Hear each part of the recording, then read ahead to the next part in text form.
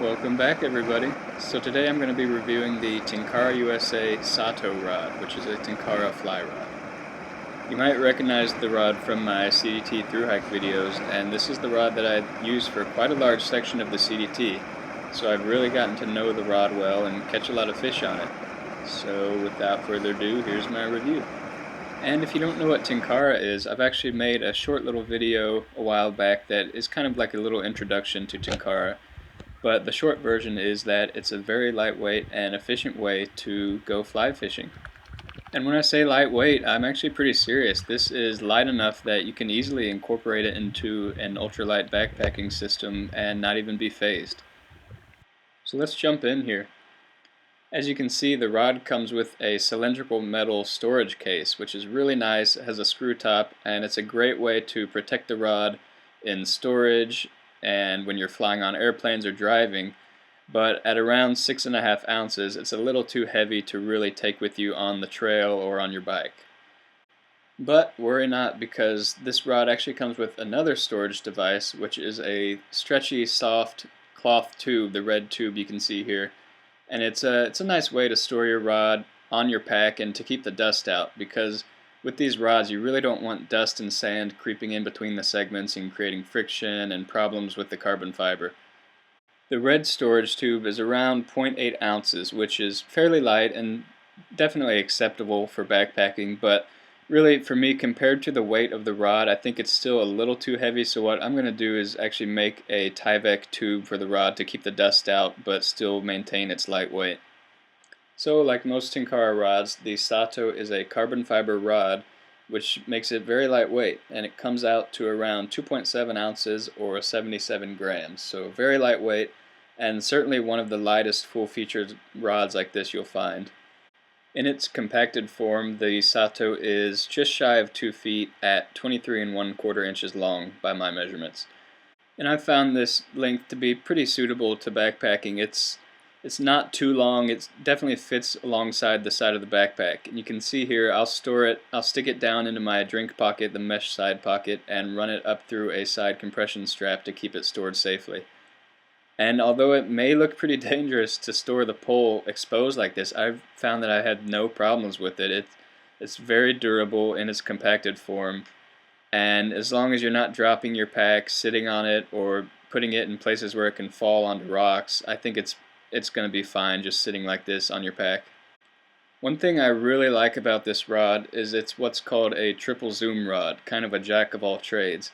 And you can see here there's two little sections in addition to the rest of the pole sections that allow you to adjust the full length of the rod, and it can go from 10 feet 8 inches, 330 centimeters, up to 11 feet 10 inches, 360 centimeters, or even all the way up to 12 feet 9 inches, 390 centimeters. So what that means is, with this one rod, you kind of have all the Tenkara rods you need. It's like your own little quiver, one rod to rule them all. In its shortest mode, you can fish the tight little creeks where there's not much room to cast, or extend it one and fish the larger streams, or extend it even further and fish large rivers, lakes, and ponds. So in my mind, and I'm sure some Tenkara enthusiasts will probably argue this, but this is really the only pole you need. I mean, for simplicity's sake, it does everything you need a Tenkara pole to do, and it does it well.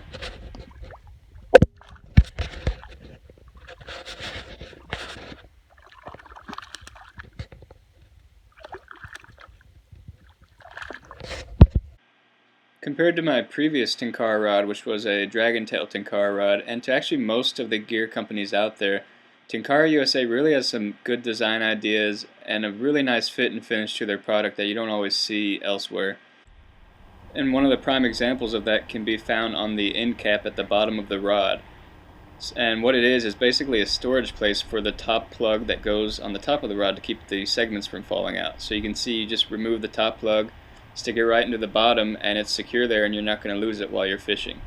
Another place where you can sort of suss out the quality and the fit and finish on this rod and the smart design is at the tip where the Lilian actually meets the carbon fiber. And on this rod, it's a nice smooth transition. There's no places for line to catch, and the Lilian is coming straight out of the carbon basically. Whereas on my last rod there was actually kind of a crimped metal area and that's how they attach the Lillian. And really, I don't know if that will affect the rod in the long run or if it affects durability, but it certainly doesn't look as nice as this does. Well, I'm sure some of you are curious about the action on this rod, and to be honest, it's not something I ever really put thought into. I just use whatever rod I have, and it's always been fine. But from what I've gathered and from what I can tell when catching fish and casting, it seems to be a fairly fast action rod. I wouldn't say full-on fast, but almost. And maybe 6:4 ratio is what they list on the website, and that seems to correspond with what I see. And if you look at the video here of me catching a fish, you can see it bends a little bit past the midpoint, so that sounds about right. For me, what really matters ultimately is, does the rod feel right when I'm fishing, and can it catch what I want to catch? And the answer is yes to both. I mean, I've caught tiny little fish, I've caught fairly large fish, and they both have felt great, and I've never felt like I didn't catch a fish because of the action of the rod. So I'll just leave it at that. And I mean, that's the reason I love Tenkara. It doesn't really matter what you're catching. These rods are so lightweight that whatever it is probably going to feel pretty great pulling it in anyways. Alright, well, to sum up here, I would absolutely recommend the Sato as your go-to Tenkara rod. As you've seen, it's very much a jack of all trades, and it can fish a lot of different locations very well. I mean, I was in Colorado fishing tiny little creeks where I had no room to cast, and I basically just had to flick the fly to where I wanted it to go.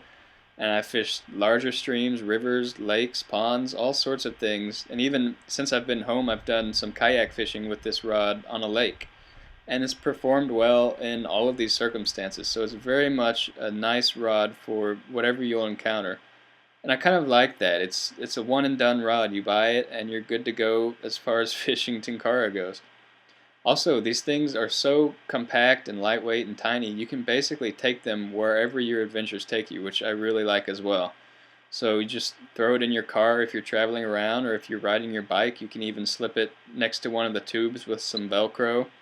Stick it in your pack if you're day hiking or through hiking, and it's really just a great way to get to fish wherever you go, whenever you can.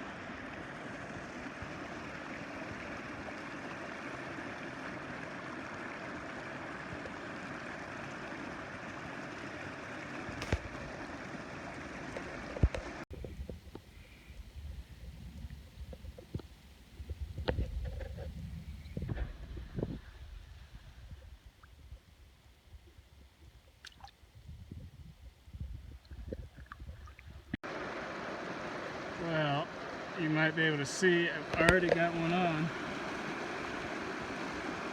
Fairly big one too, maybe the biggest yet. Let's see if I can get it out of the water.